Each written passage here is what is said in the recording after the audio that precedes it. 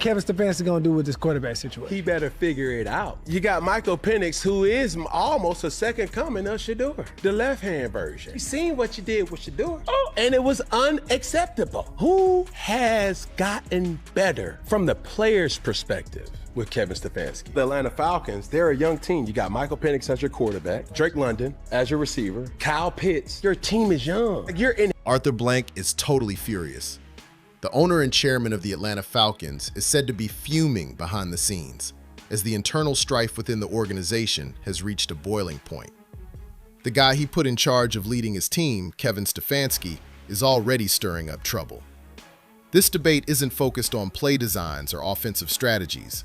Stefanski is reportedly pushing the front office to bring in a new quarterback, essentially insisting that they bench Michael Penix Jr. before he's even had a fair chance to show what he can do. Arthur Blank isn't putting up with any of that. Folks, this guy spent roughly 6 years in Cleveland. We've seen 13 different quarterbacks take the field. Baker Mayfield was one of them. Another player to note is Jacoby Brissett. Clearly Deshaun Watson, Joe Flacco, and several others. Zero. Check out the current scene. The Atlanta Falcons are one of the most exciting young teams making their way up the ranks right now. This roster is packed with rising black talent, making a real impact, showcasing amazing performances, and revealing tremendous potential. These athletes are fueled by determination and passion, truly representing the essence of Atlanta, a key hub in America's black metropolitan landscape. At the helm is Michael Penix Jr., a talented quarterback who has already shown flashes of brilliance and has the innate skills that teams desire. The future looked bright. The game plan appeared simple. Then Stefanski started making requests that caught everyone in the facility off guard. It states Kevin Stefanski earned NFL worst coach grade on NFLPA report cards. Now, from my understanding, these report cards are no longer being made to the public, but an NFL reporter leaked this year's grade, and they don't look good for Atlanta Falcons head coach Kevin Stefanski. According to an NFL insider, Diana Rosen stated Kevin Stefanski earned a C- grade in his final year coaching the Cleveland. Reports suggest that Stefanski is pushing for the team to bring in a new quarterback for the upcoming season, not to compete with Penix or inspire him, but to significantly change the direction of the franchise. The situation is even more concerning, as the details about the kind of quarterback Stefanski is pushing for have raised significant worries among both internal and external personnel. Leadership is stepping up to tackle this situation, weighing their choices on whether to let Stefanski go or encourage him to concentrate on nurturing Michael Penix and help this promising talent shine. No final decision has been made yet. The vibe inside that facility is electric, overwhelming, and impossible to ignore. This situation is especially frustrating for the Falcons management because they didn't bring in Stefanski to come in and ruin their plans. They brought him in to take it to the next level. They were on the hunt for a game changer to elevate this initiative to championship status, someone who could take all this young talent and turn them into a title contender. Instead, they're seeing a coach who seems more interested in bringing in outside fixes to overshadow the players that this organization has been carefully cultivating. No one in the building seems to grasp the logic behind it. It's baffling how a coach would step into a scenario filled with so much talent and instantly start trying to break it apart. Cam Newton saw this coming. Cam fired off some serious criticism. The instant the Falcons revealed Stefanski's hiring, his main focus was clear as day. He raised concerns about how Falcons ownership could look into Stefanski's past, especially regarding his handling of Shedeur Sanders in Cleveland, and decide that he was the right choice to lead their franchise. Cam was straightforward. He made it clear that Stefanski is a coach who denied Shedeur Sanders a real opportunity, not due to a lack of talent or preparedness, but because of Shedeur's identity, background, and the message he represents. Shedeur Sanders represents the essence of street culture and authentic black heritage. And as Cam Newton points out, coaches like Stefanski just can't seem to grasp or acknowledge that truth. The version on the left side. Absolutely. How are you planning to tackle it? We saw what you did, what you're doing. Take a moment to think about how this situation looks visually. A coach is rising up from Cleveland, a place that hasn't had many black stars truly embodying the culture.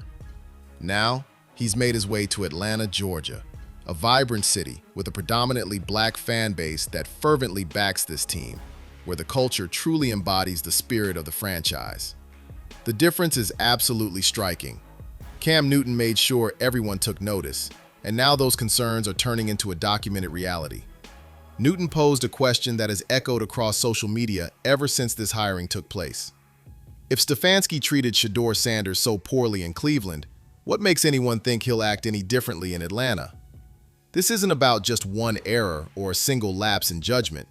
We're looking at a clear trend, a purposeful neglect in supporting and promoting young black quarterbacks who come from genuine cultural backgrounds. Analyzing Cleveland's situation reveals that when you strip away distractions and focus on what really happened with Shedeur, the scenario Cam Newton laid out is tough to argue against. Cam didn't hold back on that one. He made it clear that there would be attempts to paint Shedeur in a negative light, that the narrative would be twisted to imply the young quarterback was to blame, but Cam stood firm against letting that misrepresentation take hold. The real point he made was about Stefanski.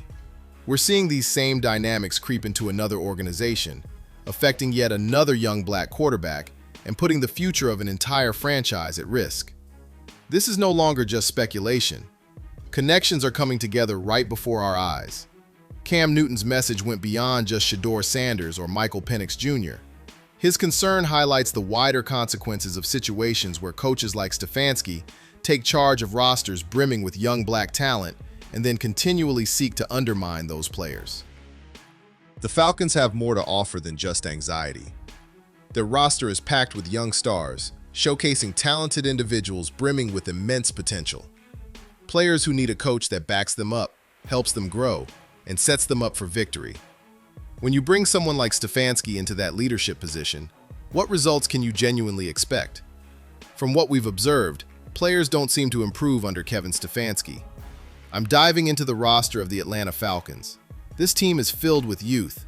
You've got Michael Penix at quarterback, Drake London as your receiver, Kyle Pitts, and Bijan. Talk about a seriously young squad. Your team is youthful. It's as if you're taking over something that's already fantastic and primed to take off. Cam laid it out clearly. Atlanta has a roster filled with promising young talent, yet Stefanski has yet to show he can effectively develop and utilize these players for success. The Sanders situation is not an isolated case.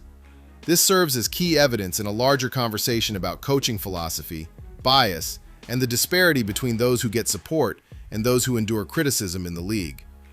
When a quarterback faces challenges early in his career, the team rallies behind him, showing patience and bringing in talent to help him succeed. When a young black quarterback from a genuine cultural background faces challenges too often, the conversation shifts to whether the quarterback is the problem. Arthur Blank gave the green light for Stefanski's arrival in Atlanta, laying out clear expectations. This roster was built with intention. He's watched these young players develop.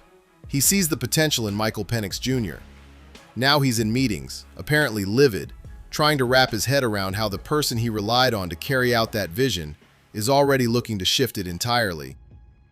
The Falcons chairman didn't assemble this team just to hand over the reins to someone who lacks faith in the quarterback within that locker room. This team was put together to achieve victory, using the talent already in place. The key question is what comes next. Does Blank take precedence over Stefanski and clearly confirm that Michael Penix Jr. is the franchise quarterback? Absolutely no compromise, no room for discussion. Will the organization decide that this relationship has already taken too much damage and part ways with Stefanski before things get completely out of hand? Will this keep getting worse, leading to internal strife that ends up hurting the players who haven't done anything wrong in this whole mess? Cam Newton issued a warning to Atlanta. He took a close look at the evidence from Cleveland. He delved into Stefanski's background and issued a strong public warning. Initially, some dismissed it. Some argued that Cam was being overly critical and rushed in his judgment. Watching this controversy unfold within the Atlanta Falcons organization, it's tough to dispute that Cam Newton was right about everything he said. The guy called it, and it's happening just like he predicted. Michael Penix Jr. should be given the best treatment possible. The Atlanta Falcons need stronger leadership, and this city, this culture, and this fan base deserve a coach who is fully committed and genuinely believes in the players donning that uniform. Arthur Blank gets it. The front office is aware of it. The whole football world is watching closely to see how they will react.